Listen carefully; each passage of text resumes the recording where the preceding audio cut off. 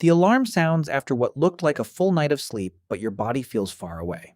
You sit on the edge of the bed wondering how rest can occupy so many hours and still fail to arrive by morning.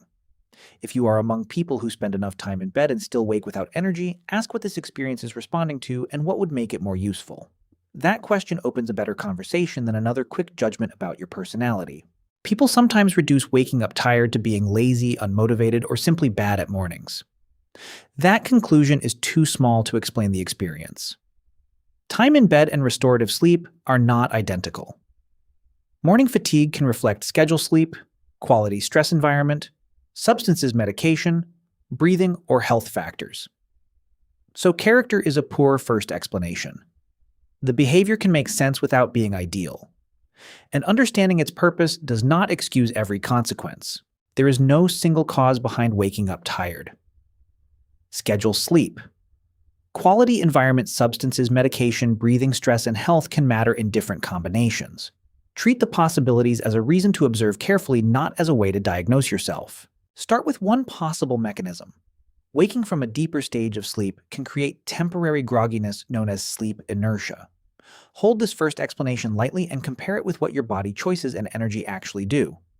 Compare this first clue across several situations before deciding what it means.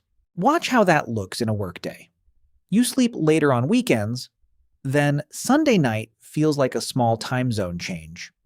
In the first scene, the need beneath the behavior matters more than how the behavior looks from outside. Read the first scene through need timing and aftermath rather than appearance. A second layer is easy to miss. An inconsistent schedule can leave the body expecting sleep and wakefulness at different times each day. The second explanation becomes useful only when the same conditions repeatedly produce a similar response. Use the second clue only if it predicts more than one response. The experience becomes clearer in private. The bedroom stays warm and bright while notifications interrupt the last hour before sleep. The private scene reveals whether the response brings genuine recovery or merely delays discomfort. Use the private example to compare real recovery with delayed discomfort. The third piece concerns attention. Noise, temperature, light pain, stress, or awakenings can fragment sleep without a clear memory of being awake. For the third explanation, distinguish what you observed from the meaning you assigned afterward. Keep observation and interpretation separate while testing the third clue. Social situations add another clue.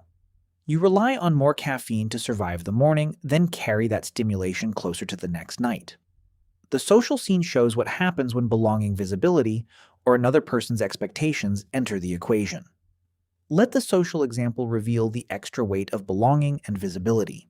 Another part appears under pressure. Late caffeine, alcohol, and some medications can affect sleep timing or quality, even when falling asleep seems easy. This fourth possibility matters most when pressure changes the intensity, timing, or cost of the response. Pressure is the comparison point for the fourth clue. Now place the same response inside a stressful week. A partner notices loud snoring or pauses in breathing that you could not observe yourself. The stressful week example separates a stable preference from a temporary response to depleted capacity. Use the stressful example to check whether depleted capacity changes the response. A final mechanism helps explain repetition. Snoring, gasping, restless movement, or other health issues may require evaluation rather than another productivity trick. The fifth explanation should increase choice. Discard it if it only supplies a more sophisticated insult. A useful fifth clue creates options instead of another fixed identity. One final scene separates a trait from a trap. You keep blaming motivation, although fatigue appears during activities you genuinely care about. The final scene asks whether the behavior remains flexible when circumstances, energy, or relationships change.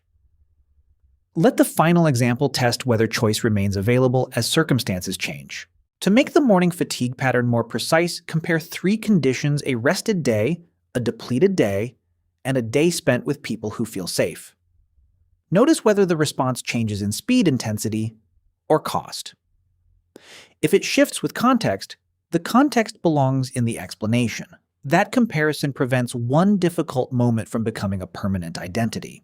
Look for a counterexample to morning fatigue as carefully as you look for confirmation. Remember a time when the usual response did not happen, happened less strongly, or ended sooner. Ask what was different about preparation, energy, environment, expectations, and support. A counterexample reveals the conditions that make greater choice possible. The hidden cost of morning fatigue deserves equal honesty. A single rough morning is ordinary.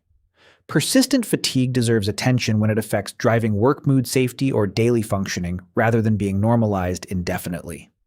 Preserve whatever the response protects, connects, restores, or clarifies.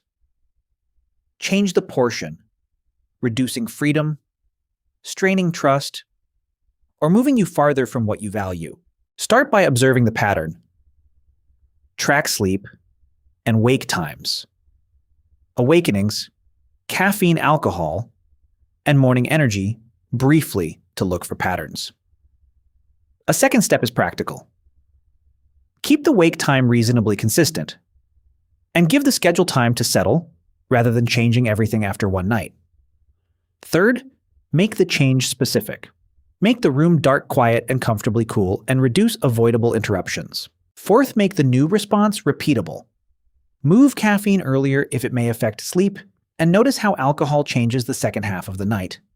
Fifth, use support carefully. Create a wind down that lowers stimulation instead of expecting the body to switch off immediately after work or scrolling. Sixth, review what actually happened.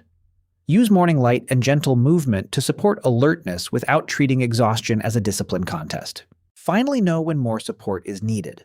If fatigue persists, becomes severe, or includes snoring, gasping headaches, or dangerous sleepiness, consult a qualified health professional. No routine can diagnose the cause of persistent tiredness. Basic sleep habits matter, but they should not replace medical assessment when symptoms continue. Flexibility means choosing among several responses instead of being pushed into one move. An understandable response does not have to become the only move available. Try one 7-day experiment designed for morning fatigue, but do not repeat a generic ritual every day. Choose one relevant action, use it in a real situation, and record the outcome. Keep, revise, or discard the experiment according to evidence rather than guilt. Tomorrow morning, replace the insult with an observation. Your tiredness is information, not a personality. Track what you can adjust to the obvious conditions and get help when the pattern asks for more than willpower. The goal is not a new label. It is enough understanding and flexibility to make a more deliberate next choice.